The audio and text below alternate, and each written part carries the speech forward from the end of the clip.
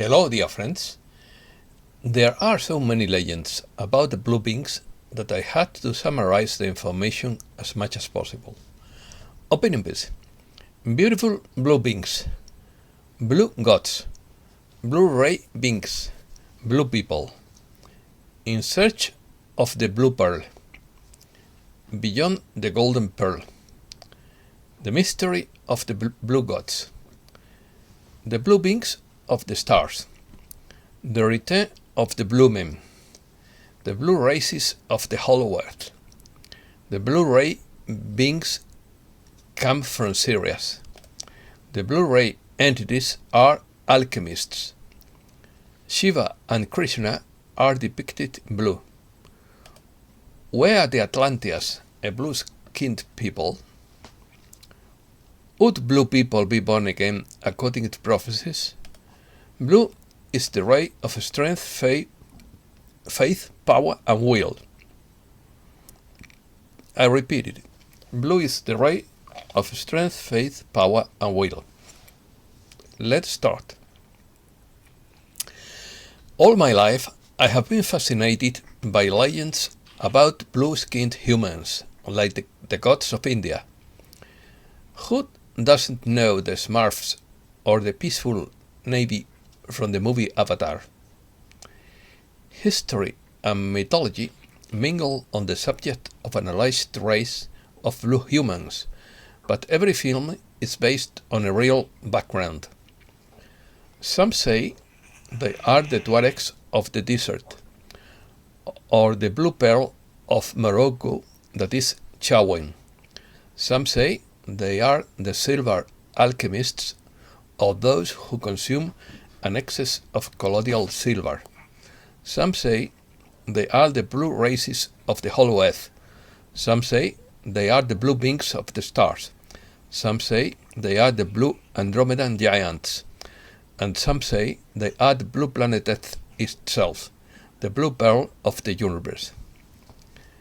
We have our legends of angels in the Judeo-Christian books, but there are other ancient books that describe such spiritual beings and depict them with a blue tint to their skin.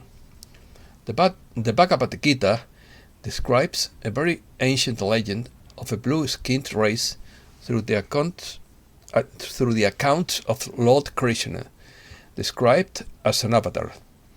He taught people the science of yoga in all its forms, the way of work, the way of knowledge, the way of mysticism, and the way of devotion. Krishna was always depicted with blue skin, and Shiva is also dark blue. The blue pearl. But beyond the urban legends, all this has a deeply spiritual meaning. The blue pearl is the manifestation of supreme wisdom, seen only once in a lifetime, according to Ramiro Calle and Victor Flores. In his work, The Yogi, Ramiro, who was my yoga teacher, described the blue pearl as a light that is as intense as it is calming and thought-absorbing, allowing us to settle into our own source. It is the substratum upon which all the exuberance of the Absolute unfolds, beyond the mirror play of earthly phenomena. It is beyond the silver pearl and even beyond the golden pearl. To glimpse it in its splendor is a matter of seconds, but with repercussions in the eternity, not only of the individual but of the universe itself, since the conversion of the being into the super being is a cosmic upheaval. But it is still a symbol, for each spiritual seeker can experience it in his or her own way. The blue pearl is that jewel that one must conquer within yourself. Blue ray beings. Who are the blue ray beings and why were they sent to Earth? By direct nose. Blue ray beings would never be anchored on our planet directly. This is because they are very powerful and closer to God.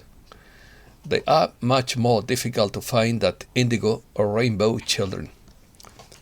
They are truly the rarest of the rare since they are connected with the first ray of strength, faith, power and will.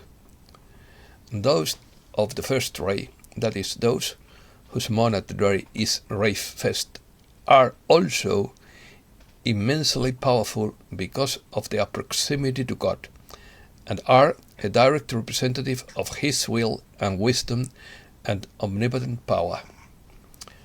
When the spark first comes forth from God, it is carried forward through creation in the nomad ray. A nomad ray being becomes a blue ray one being when it finally joins its soul family. One way to determine if someone on earth is a blue ray one being is to cross-reference their names and birth dates.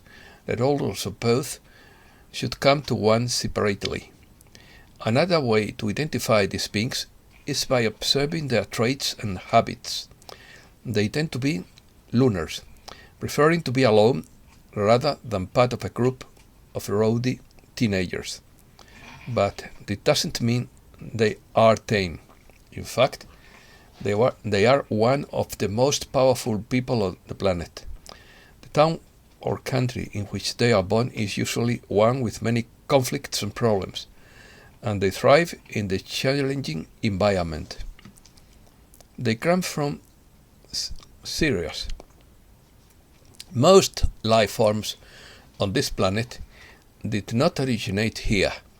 Most of the people you know and see around you probably belong to the Pleiades, but the blue-ray ones are not among them. They come from Sirius. Most souls cannot survive on Sirius. Therefore, there are not many who dwell there. The blue-ray one beings are deeply cherished by the lords and archangels, and therefore they are also variously protected. These beings carry the light within them and therefore need additional protection, so as not to attract the darkness and its numerous followers. The blue-ray beings are also expert alchemists and carry the fire of transfiguration, the violet fire, within them. This is one of the reasons why they move about so much and always leave chaos behind, transforming it into order and harmony. As already mentioned, these beings tend to be lowly. They rarely take partners, and once they have reached a certain point in life, they begin to distance themselves even from family and friends. In fact, this is one of the ways they protect themselves. Being in company takes away a lot of inner light and strength.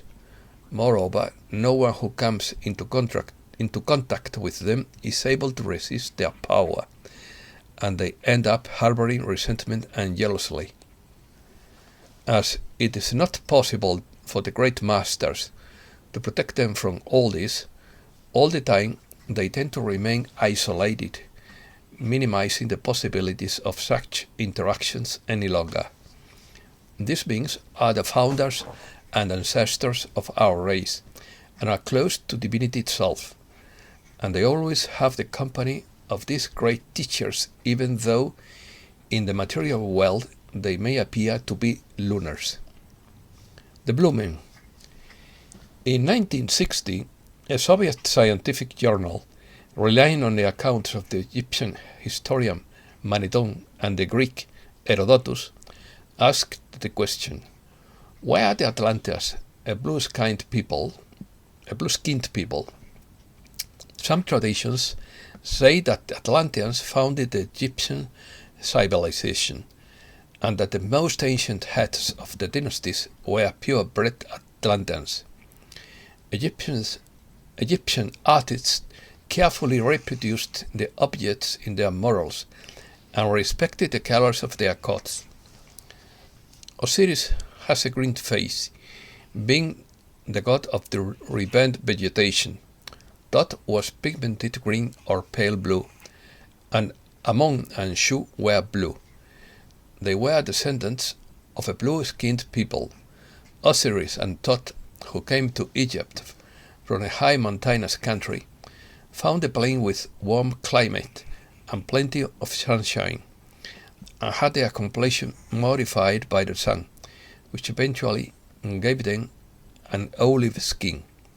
Blue plus yellow equal to green. According to Samael Humbert, the blue men are the ancient builders of the pyramids. They created the mighty civilizations of Egypt, Chaldea, Assyria, Babylon, etc. Others say that the blue men came from the blue galaxy. Some even suppose that the blue men came from Venus. Let us remember the extraordinary events that happened in ancient times on Venus, which were noted by the astronomers of antiquity. Saint Augustine himself affirms that Castor, the Rhodian, wrote down an account of an astonishing prodigy that happened on that planet, which suddenly changed its size, color, and even its orbit around the Sun, at the same time as it lost its satellites. This unprecedented event must have happened in the time of King Ogyges, the founder of Thebes.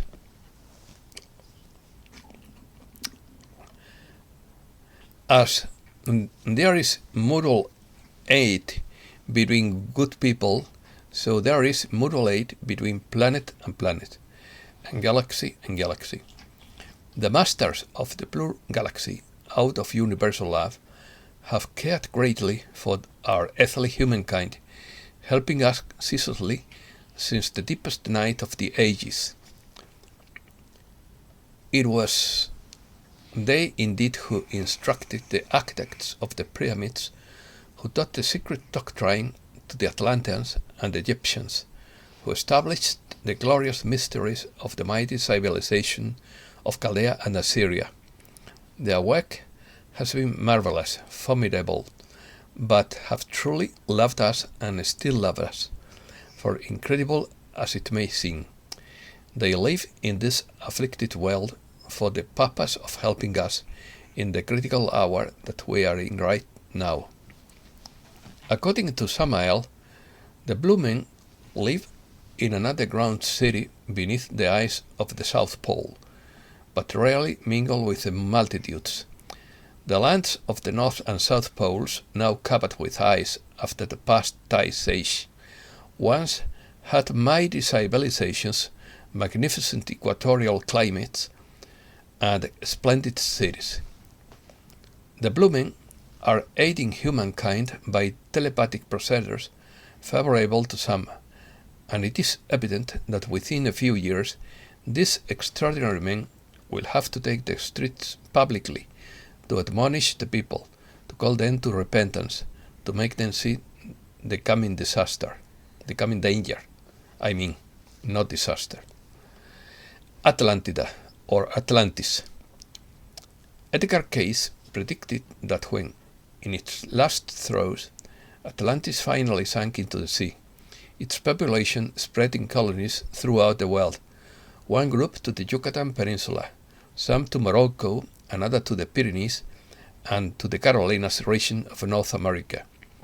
We now know, through genetic testing, that the non-Indo-European Basques of the Pyrenees, the Berbers of Morocco, and the Mayans of the Yucatan are very similar.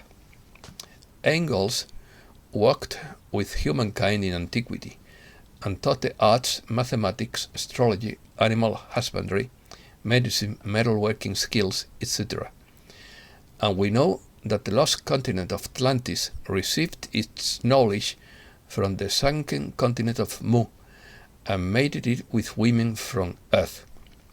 Adaclus. David DeGraff brings us to another interesting clue to the research of this blue race. This is the Ainu, who were native people who lived in Japan, whose skin tone is often described as blue, but there is hardly any information of this subject. Proof of this can also be found in modern times, in the lineage of the blue Fugate families of Kentucky and of a mysterious blue people of Cherokee legends. The Fugates had 7 children and 4 of them were blue. I believe this family carried the recessive gene of an ancient race that we believed had left our planet thousands of years ago. The Moon People. Another appearance of the blues occurred in the lands of the Cherokee in North America. The Moon People, as they were allegedly known, resided in caves beneath the surface of the earth. The Cherokee spoke about these blue-skinned people who lived in caves beneath the surface of the earth, who live on the earth before them. It was reported that the Cherokee whipped them out, but these blue-skinned people were not whipped out, but lived in caves beneath the surface of the earth. The Cherokee say that when they came into this land, they found many gardens, but not the people who had cultivated those gardens. It was later discovered that these garden people lived underground and only came out at night to tend the gardens. They harvested their food and then took it back to their underground homes. These people had blue skin, large eyes. The sun's rays were too abrasive for them above ground, so they preferred to live underground, away from the strong rays of the sun, and only came out at night, using the light of the moon. This is why the Cherokee called them the people of the moon. Although it is supposed that this race of blue-skinned people were wiped out by the Cherokee, this would not be entirely true. Several men were exploring some deep caves in Arkansas. After descending very deep, someone or something began to throw rocks at them, apparently trying to dissuade them from going deeper into the cave. The men chased away whoever was throwing the rocks and continued down deeper. After about a mile down into the cave, they came across some kind of clear plastic tubes. At this point, they could go no further, but they could see a city on the other side and saw several blue-skinned people. The Movians. Mark Miller discovered that in addition to the 4 known races of humankind, there was a 5th race called the Blue Movians, who inhabited an unknown continent in the middle of the ocean between Asia and Europe. They were very tall, over 2 meters, very thin, and had very large heads. They had all kinds of mental powers, teleportation, telekinesis, extrasensory perception, etc. These same attributes can be found in the angels of the Bible. Mark Miller believes that each and every one disappeared from the face of the earth, teleporting themselves to this distant planet. Those who had fallen to the lower frequencies of the earth and were unable to leave this plane, thus becoming bound to this earth. According to legend, over 60,000 years ago, the sophisticated Movians left Earth to settle on a distant planet more suited to their needs. According to some ancient texts, one day, for reasons known only to them, they transported the humans from the Earth they had, by means of their powers of astral projection, to a planet more suited to their needs in a distant solar system or galaxy, and departed Earth. A Scottish legend. The Picts were a primitive race of Scots who fought naked against the Romans with extraordinary ferocity, and painting themselves blue with bluegrass. They were known as the Blue People, and were never subdued by the Roman Empire, which had to build the famous Trajan's Wall to contain them. But the blue men of the Minch are another Scottish legend. The Minch, the strait that separates the Hebrides from the Scottish Highlands, is the habitat of the blue men. Although they are considered similar to kelpies, the most common sea creatures in Scottish folklore, they are not horse-like in shape, but humankind in appearance. About the same size as a human being, they are even capable of speech. They differ from humans in that their bodies are blue in color, and their backs have a silvery hue. They swim, dive, or simply float in the water waiting for the next boat. Among their powers is the ability to provoke storms. Legend has it that they approach ships, and the leader of the blue men challenges the captain of the ship. He shouts out 2 lines of a poem, and the sailor must complete the verse. If he fails to do so, he will be attacked by the blue men of the Minch, who will capsize the ship and drown all the crew. Throughout history, many people claim to have encountered the blue men of the Minch.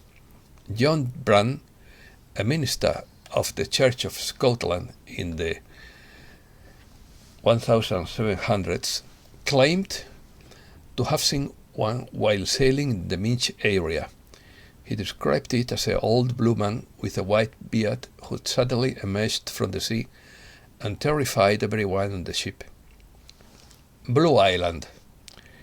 In Norway, there is a little-known Norse myth about a rarely seen island 400 miles off the Mo coast of Skenesoya that the locals called Cloud Island because it is shrouded and camouflaged in a layer of clouds. As in the legend of Shambhala, it has the ability to veil itself from the eyes of humankind. It boasts no place on any map because the distance is unknown. The island cannot be seen from above, despite numerous attempts, and no one can prove that they have set foot on its shores, if at all. Only treacherous rocks are visible, and no one has managed to reach or even skirt it. The main reason it is not included on maps is the many superstitions associated with the island and its inhabitants. Many tales are told in the small villages of fishing trips in the vicinity of the mysterious island, that strange dark ships have been sighted in its waters, with crews of very tall people in equally mysterious shiny suits, with a faint blue tinge on their skin. The locals have given them the name of Delvarnar. Any attempt to approach the island is thwarted by the ocean itself, never allowing ships to come within 100 kilometers or more. No structures or dwellings of any kind have been observed, except for these dark vessels. Even through binoculars, the ships themselves are almost always out of focus, shrouded in fog and sea vapors.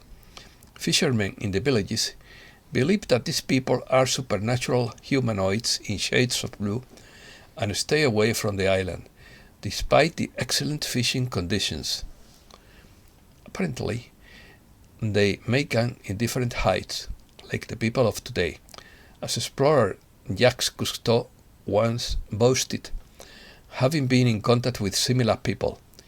His blue people were smaller in stature, about the height of an average human. However, these people may have been the descendants of the Blue Movians. Naufrage. Documents found in the box belonging to a Viking named Norseman, who told a story about a fishing vessel that was lost in a fierce storm. Of the crew of 30 men, only 2 survived.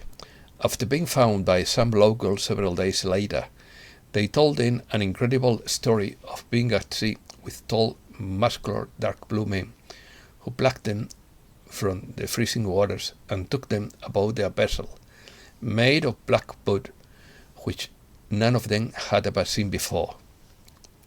Their rescuers wore long coats with high collars, made of a material they had also never seen before, which seemed to glow black and blue as they moved in the wind. The men were bald, but had shiny black hair from the base of their skulls that spread out a little of the outside. Some wore a black metal band around their foreheads with unknown markings engraved on them. Others had hats with wide-rounded upper brims, and all wore belts with strange objects attached. Their eyes were dark as night under the low arcs and half simulation of an eyebrow.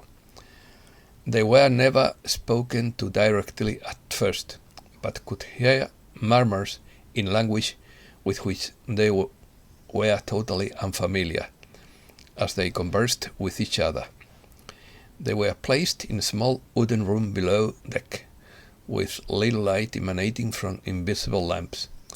The room itself has nothing, only cushions or a dark carpet, lavishly decorated with silver designs, like nothing they had ever seen before. They were quietly given fresh water, thick blankets, and a plate of meat and fruit. After a few hours, the hatch doors were opened and sunlight streamed in. They were carefully taken by the arm, and the ship was opened, and they were taken to a smaller boat of the same design.